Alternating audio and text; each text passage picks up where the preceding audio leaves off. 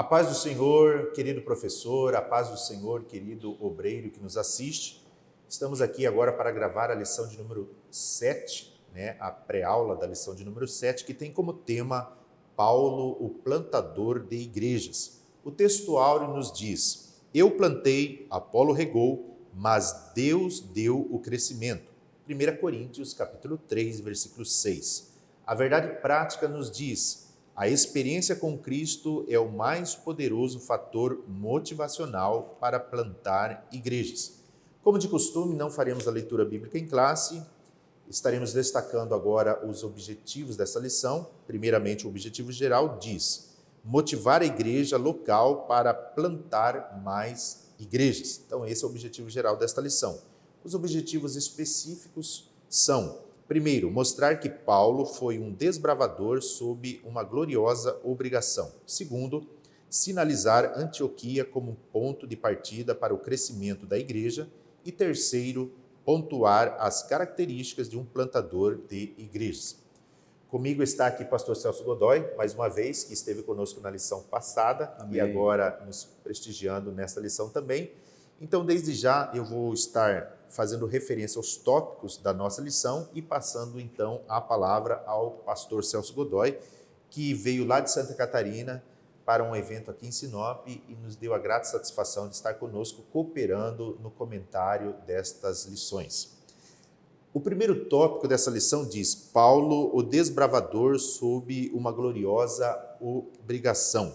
Item 1, Paulo desbravador. Item 2, uma gloriosa obrigação. Item 3, plantação de igreja, uma parceria. O segundo tópico, Antioquia, o ponto de partida para o crescimento da igreja. Item 1, uma igreja missionária. Item 2, a primeira viagem missionária. Item 3, a segunda viagem missionária. E por fim, o terceiro tópico da lição vai tratar sobre as características de um plantador de igrejas. E dentro desse tópico, o primeiro item diz: motivado pelo chamado. O segundo, experimentado no deserto da vida. E o terceiro, a igreja segundo as Escrituras. Portanto, esses são os tópicos e os subtópicos contidos nesta lição. Pastor Celso, com toda liberdade, Amém. Para o comentário. Maravilha. Eu acho interessante que o apóstolo Paulo, quando ele vai escrever a igreja de Corinto, de cara ele já começa a dizer o seguinte: olha, pessoal de Corinto, eu fiquei sabendo, fui informado pelos irmãos da casa de Cloé, que está acontecendo divisões entre vocês aí, tem contendas no meio de vocês. E o que Paulo estava se referindo? Capítulo 1, verso 11 e 12. Refiro-me ao fato de cada um de vós dizer. Ou seja, havia ali partidos, havia ali facções, havia ali divisões. E o que o povo de Cloé, da casa de Cloé, informou para o apóstolo? Que tinha gente dizendo o seguinte: nós somos de Paulo. Outros diziam: nós somos de Apolo. E outros diziam: não, nós somos de Cefas. E tinha um grupo que dizia o seguinte: nós somos de Cristo. Ou seja, era uma igreja dividida em 4 igrejas. Era uma igreja dividida, por assim dizer, em 4 partidos, em 4 facções. E não foi dessa maneira que Paulo plantou essa igreja. Não foi dessa maneira que ele fez essa igreja, que ele iniciou a igreja, conforme diz o texto áureo. Então, o que Paulo está dizendo? Olha, cada um fez uma parte, cada um fez um pedaço, aludindo ao fato de, 1 Coríntios 3,16, eu plantei, ou seja, o fundador sou eu. E cada um fez uma parte, cada um fez um pedaço. Então, o plantador de igreja, ele vai mitigar todo tipo de divisão que tem. Olha o que esse grupo aqui dizia: eu sou de Paulo. O que eles querem dizer com isso? Não, nós só vamos dar ouvido para o Paulo porque ele é o fundador da igreja. Aí um grupo dizia: não, nós somos de Apolo. Por que são de Apolo? Ora, o maior pregador de Alexandria, a região do Egito, no caso, era esse grande orador, esse grande pregador chamado Apolo. Ou seja, esse partido queria o quê? Um estilo mais refinado de pregação. É aquele povo que está na igreja: não, eu só vou no culto hoje porque é o Leandro que vai pregar. Se o pastor Leandro não pregar, eu não vou no culto. Um exemplo. Eles estão fazendo de forma seletiva o que eles querem ouvir, esse grupo de Apolo. Uns diziam: nós somos de Cefas. O que é isso? O Cefas é o único discípulo dos que aqui estão que andaram com Cristo. Então, originalmente falando, ele está acima de Apolo, ele está acima do Paulo, vamos andar com ele. E essa não é a ideia do plantador de igreja. O plantador de igreja, quando planta uma igreja, funda uma igreja, abre uma igreja, ele traz a unidade das pessoas, não a divisão das pessoas. Por isso que Paulo ele vai, no começo da carta, no preâmbulo da carta, na introdução da carta, ele já vai atacar esse problema na igreja de Corinto. E finalmente o quarto grupo dizia, nós somos de Cristo. Por incrível que pareça, pastor Leandro, irmãos que estão me vendo nessa pré-aula, o pior grupo não era o de Paulo, não era o de Cefas, não era o de Apolo. O pior grupo, pastor Leandro, é aquele que dizia que era o grupo de Cristo. Por quê? Esse grupo dizia o seguinte, estamos numa igreja, plantar a igreja, só que a gente não precisa de pastor. A gente não precisa de uma autoridade espiritual por nós, em cima de nós, porque o grande fundador da igreja, nessa pedra edificarei a minha igreja, é Cristo. Ou seja, nós não precisamos ir até Paulo, vamos direto a Cristo. Ir para Paulo para quê? Vamos direto a Cristo. Cefas, deixa para lá, vamos direto a Cristo. Ou seja, esse grupo aqui, ele está debaixo, digamos assim, de um espírito de insurgência inconsciente. Não respeita pastor, não respeita líder, não respeita autoridade espiritual, dizendo que são tão espirituais, temos tanta liberdade em Cristo que nós vamos direto a Ele. Me permita, essa pastor não é a Celso. realidade, não pode isso. Inclusive, né? querido Claro. professor, aparteando aqui o pastor Celso, se dizia que era o pior grupo porque o de Paulo, o de Pedro, que é Cefas, e o de Apolo, pelo menos ouviam esses líderes. Exatamente. Os de Cristo não os É ouviam. por isso que é o pior grupo.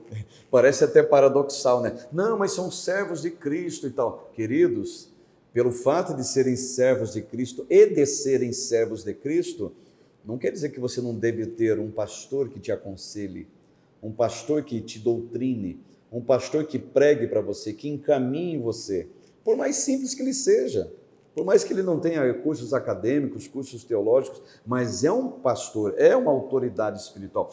Esse povo, eu chamo aqui de pior grupo de Cristo, dessa igreja, que era a única, mas quadridimensionalmente dividida, que Paulo equaciona isso daí, esse grupo era o pior, porque não queria ouvir ninguém. Eles queriam, digamos, ser a igreja, estar na igreja, mas sem liderança, sem pastor. Quando se planta uma igreja, a ideia não é essa. Por isso que Paulo vai responder no verso 13, dizendo, 1 e 13 de Corinto, né? De Coríntios, acaso Cristo está dividido? Foi Paulo crucificado em favor de vós? Porventura vocês foram batizados em nome de Paulo? O que ele está dizendo? É como se ele falasse o seguinte, essa igreja aqui eu plantei para a glória de Jesus, para louvor de Jesus. Ele morreu na cruz. Vocês foram batizados em nome dele. Então, a ideia de um plantador de igreja, que a gente vai ter, digamos assim, a sofisticação e o início disto na primeira viagem missionária, que é o grande, digamos, início da sua história em Antioquia. Ali era Antioquia da Síria, no caso, né? Tem a da Psídia, tem a da Síria. Ali era Antioquia da Síria, onde numa reunião de oração, interessante que ali tinha mestre que orava, né? Tem gente que pensa que mestre não ora.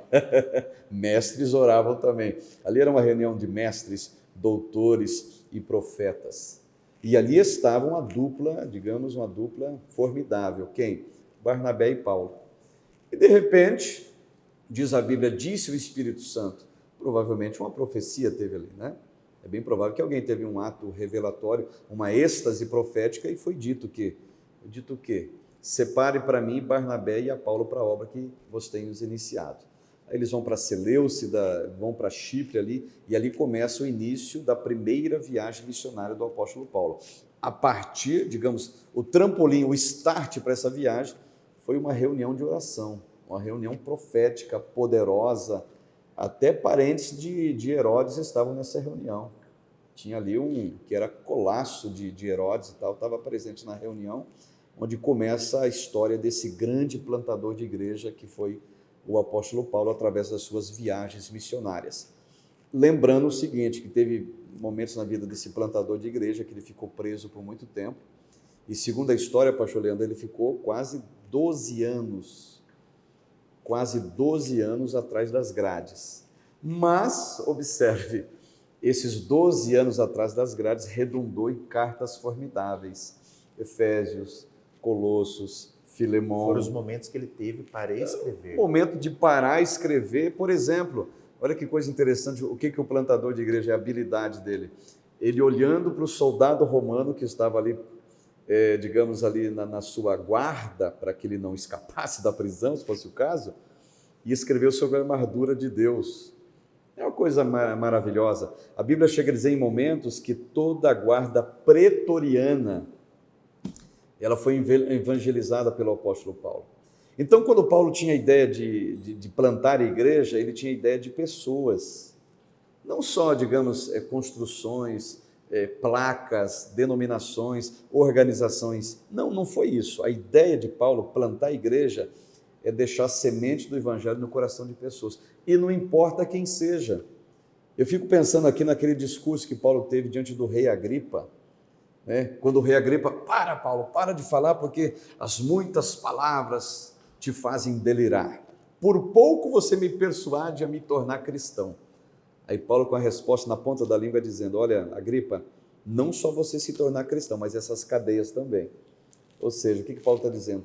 Aonde eu passar, seja preso, seja livre, a ideia é plantar a igreja, ou seja, deixar a semente do evangelho brotar no coração das pessoas. Glória a Deus. E isso foi um fato, um andamento na vida do apóstolo de maneira extraordinária, e ele sempre deixava claro, na plantação da igreja, no início de uma igreja, a evangelização, a semente no coração das pessoas, cada um tem uma sua parte, tá? Então não pense que só os grandes evangelistas dos grandes altares e púlpitos, Brasil e mundo afora, é que vão ter parte no galardão de se plantar a igreja. Você que ora pelos pregadores, você que ora pelos pastores, pelos evangelistas, pelos missionários, você faz parte dessa grande comissão de plantador de igreja. Você está cumprindo de maneira consciente ou inconsciente, direto ou indiretamente, o ide de Cristo, que é pregar o evangelho a toda criatura. Claro que nós temos esse grande exemplo no apóstolo Paulo, que foi de fato um homem extraordinário. A Bíblia chega a nos informar que todo mundo conhecido da época foi evangelizado, pastor Leandro. Sabe o que é isso? O que era o mundo conhecido da época? O Império Romano. O Império Romano, que durou quase 600 anos, ele começava no norte da África e até o sul da Inglaterra, pegando ali todo o mar Egeu, todo o Mediterrâneo, o Cáspio, o Mar Negro, enfim, todo aquele naco do mundo.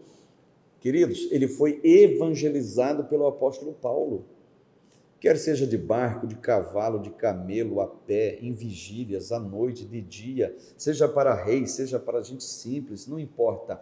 Paulo sempre tinha, como disse Pedro, razão de dizer da esperança que havia nele. Ou seja, ele era um homem que era abundante da palavra de Deus e da paixão de se ganhar almas, que é a ideia de se plantar igrejas. Amém, glória a Deus. Então fica aí, querido professor, este grande subsídio para que você bem possa preparar a tua aula. O pastor Celso fez aqui um panorama, né, a respeito da temática que está abordada na lição. E conforme eu costumo dizer, continue orando, continue lendo os trechos bíblicos relativos à temática dessa lição, pesquise não apenas a lição, os irmãos bem sabem que nós temos também este livro do pastor Helenay Cabral, que é uma parte mais abrangente daquilo que é a temática da lição. Enfim, pesquise, leia, se prepare e que Deus te abençoe na tua aula. Pastor Celso, meu muito obrigado pela tua participação. Amém, com certeza vai enriquecer muito, né, aos irmãos que estão assistindo, e que Deus te abençoe em nome de Jesus.